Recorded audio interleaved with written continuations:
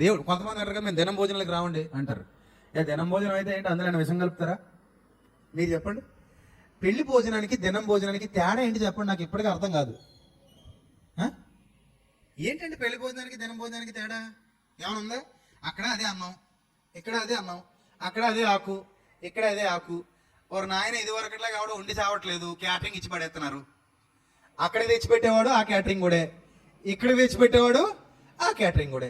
పెళ్లిలో 4 రకాల స్వీట్లు ఎక్కువ వాడేస్తాడు, దినంలో అన్ని రకాల స్వీట్లు వేయడంతే. ఈ మధ్య దినంలో కూడా వేసేస్తున్నారంట. దినాలు కూడా ఎలా జరుగుతున్నాయి? పెళ్లిలా ఘనంగా జరుగుతున్నాయి. మరి పొద్దున మందనం ఎలా జరుగుతుందో మనం చేసుకోలేం కదా, మన వెనకాల చేస్తారో చేయరో. ఈ మాత్రం దానికి ఎందుకండి గొడవలు చెప్పండి? ఎందుకు అనవసరంగా మధ్యలో వైషమ్యాలు, విభేదాలు, గొడవలు? ఆత్మల రక్షణ జరుగుతా దానివల్ల? జరుగుతా? నువ్వు ఒక బలహీనమైన మనస్సాక్షి కలిగి ఉంటే కోట్లాది ఆత్మలను దూరం చేసి సెపరేట్ చేసేస్తావు. యూదులు సమరయులను అలాగే దూరం పెట్టేవారు. చిచ్చిచ్చి మీరు దగ్గర రాకండి, మీతో కలిసి మేము భోజనం చెయ్యం, మీ ఆకు వేరు మా ఆకు వేరు, మీ తిండి వేరు మా తిండి వేరు, గెట్ అవుట్ అనేవారు. ఇప్పుడు కూడా ఉంటారు అలాగా. అదే నేను చెప్పాను, మొన్న మణిపూర్ వెళ్ళాం, మణిపూర్లో అందరింటికి వెళ్ళాం, పలకరించాం, పిల్లలందరికీ డబ్బులు ఇచ్చాం, తిండి పెట్టాం, అన్ని ఇచ్చాం. ఆ రోజు సాయంత్రం తెలిసింది నాకు ఇక్కడ స్పెషల్ కుక్క మాంసం అని. నిజం, మణిపూర్ క్రైస్తవులు అందరూ ఇష్టంగా తినేది ఏంటో తెలుసా? ఏది గొర్రె మేక అనుకుంటున్నారా? కాదు, కుక్క. కుక్క మాంసం తింటారు వాళ్ళు. మణిపూర్లో ఉన్న క్రైస్తవులందరికీ కుక్క అంటే బాగా ఇష్టం. మరి వాళ్ళ ఇంటికి వెళ్ళి భోజనం చేస్తావా? చేస్తావా అంటావు. దేవుడు దానికి కూడా అనుమతి ఇచ్చాడు నీకు. ఒకడు కూరగాయలే తింటున్నాడు, వాడిని అలా తిన్నయి అన్నాడు. ఒకడు మాంసం తింటున్నాడు, నువ్వు వాడిని అలా తిన్నయి. తిననివాడు తినువాడికి తీర్పు తీర్చకూడదు, తినువాడు తినని వానిని నిషేధింపకూడదు. వాడు తిని తిండి వాడిది, నీ తిండి నీ తిండి కోసం గొడవలైందిరా నాయన అన్నాడు దేవుడు. అంతే కదా.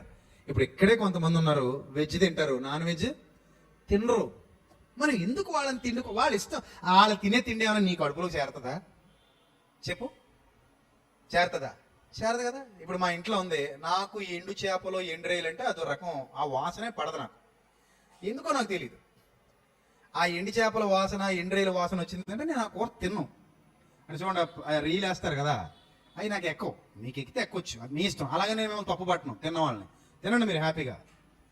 అదే ఎంత పెద్దవి ఉంటే ఎండి చేపలు, అవి ముక్కలు కత్తిరించి చక్కగా ఇరుచుకొని అది అదే దాన్ని ఏంటి ఫ్రై చేసేసి చక్కగా చారులో నంచుకుని తింటుంటారు. దానికి మళ్ళీ ఉప్పు చేప పప్పు చారు అని పేరు పెడతారు. నాకు పప్పు చారు ఇష్టం తప్ప ఉప్పు చేప ఇష్టం ఉండదు. మరి అంత మాత్రం నన్ను నిషేధిస్తేస్తారా మీరు?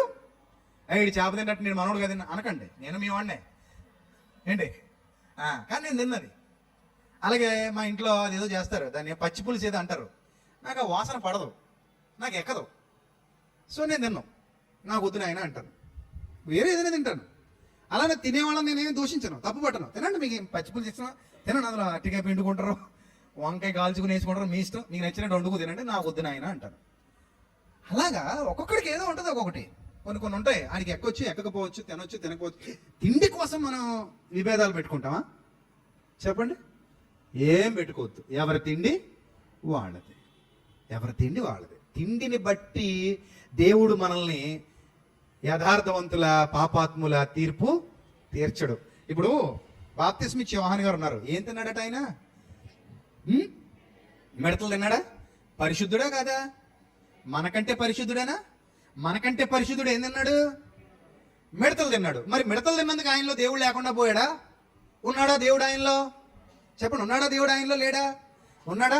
అంటే మిడతలు తినే వాళ్ళలో కూడా ఎవరున్నారు? దేవుడు ఉన్నాడు. మరి మీరు తింటారా మిడతలు? తింటారా? ఎవరు తిన్నారు మనం. ఎందుకంటే మనకి అది చిన్నప్పటి నుంచి మన అమ్మా నాన్నలు అలవాటు చేయలేదు. ఒకవేళ చేసి ఉంటే మిడత కనబడినివ్వం మనం, అంతే కదా. చేయలేదు కాబట్టి మనం తినట్లేదు. సో తిండిని బట్టి ఎవరికి తీర్పు తీర్చకండి, తిండిని బట్టి ఎవరిని దూరం చేసుకోకండి. మీకు మరలా ఫైనల్గా చెప్తున్నాను, అపవిత్రమైన తిండి పవిత్రమైన తిండి మీరు డిసైడ్ చెయ్యలేరు. ఈ జీవితానికి చేయలేరు మీరు. ఈ జీవితానికి మీకు సాధ్యం కాదు. సాధ్యం అనుకుంటే రండి, తీసుకెళ్తాను బయటికి, మిమ్మల్ని ఒక చోట తీసుకెళ్తాను, అక్కడ ఒక ఆహార పదార్థం చూపిస్తాను, ఇది పవిత్రమైందా అపవిత్రమైందా నువ్వు చెప్పాలి. అది ఎక్కడి నుంచి వచ్చిందో చెప్పాలి. ఎక్కడి నుంచి ఆ ముడి పదార్థం తెచ్చారో నువ్వు చెప్పాలి. చెప్పగలవా? నీకు ఆ ఎబిలిటీ ఉందా? ఆ సామర్థ్యం ఉందా?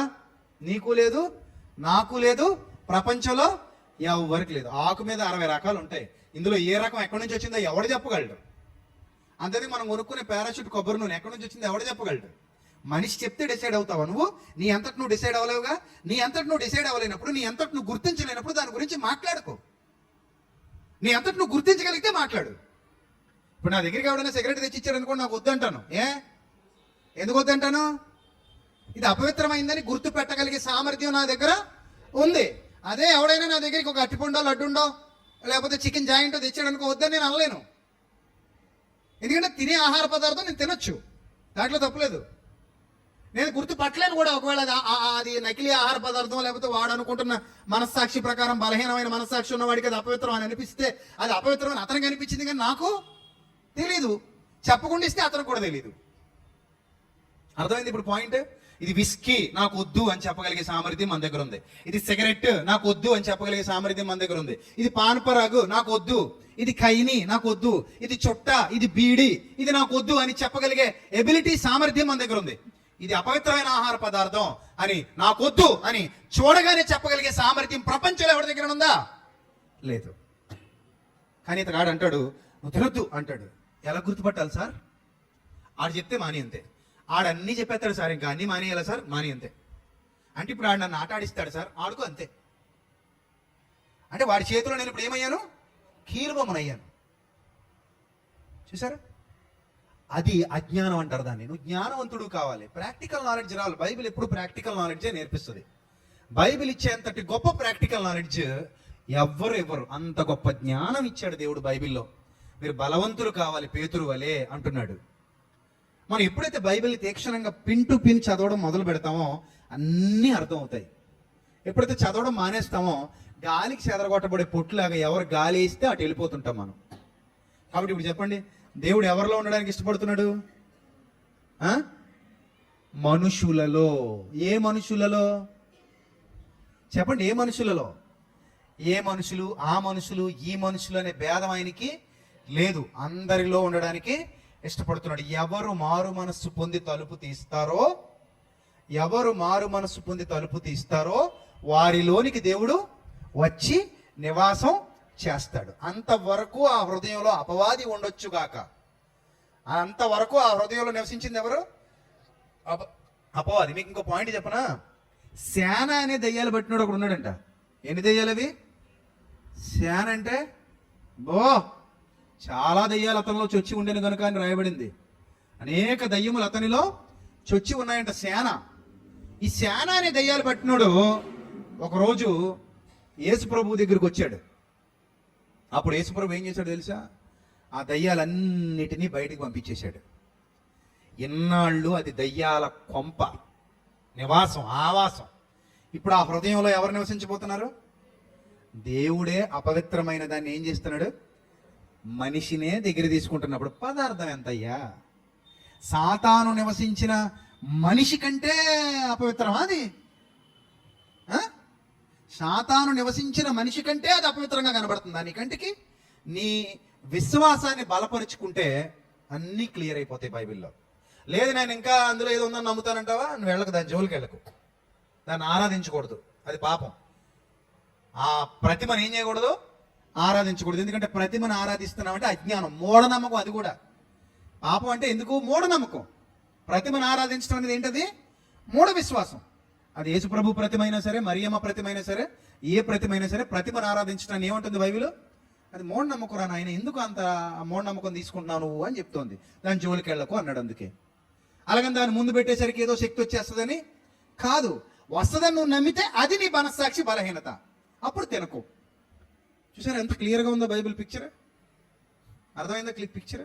ఏమీ లేదు. నువ్వు సత్యంలో ఉన్నావు, జ్ఞానంలో ఉన్నావు, అనుభవ జ్ఞానంలో ఉన్నావు, వివేకంలో ఉన్నావు. నీ దగ్గరికి ఏది వచ్చినా ప్రార్థన చేసుకుని హ్యాపీగా ఆహార పదార్థం అయితే తిను. నేను ఎవరు పిలిచినా భోజనానికి వెళ్ళు. వాళ్ళు వడ్డించింది ఏదో మనస్సాక్షి నిమిత్తం ఏ విచారణ చేయకుండా హ్యాపీగా తిను. మనుషులతో బంధాలు కలుపుకో, మనుషులను దూరం చేసుకోకు, మనుషులందరితో ప్రేమగా ఉండు. ఏమో దేవుడు ఎవరిని ఏ రీతిగా రక్షించబోతున్నాడో ఎవరికి తెలీదు. అలా ఎంతో మంది ఈ రోజున నా బంధువుల్లో, నా స్నేహితుల్లో సత్యంలోకి వచ్చిన వాళ్ళు ఉన్నారు. నన్ను బట్టి సత్యంలోకి వచ్చిన వాళ్ళు ఉన్నారు. చాలు, ఆ సత్యంలోకి నడిపించగలిగే సామర్థ్యం నీకుంటే చాలు. జ్ఞానాన్ని పంచిపెట్టు, వివేకాన్ని పంచిపెట్టు, మూఢనమ్మకాలు కాదు.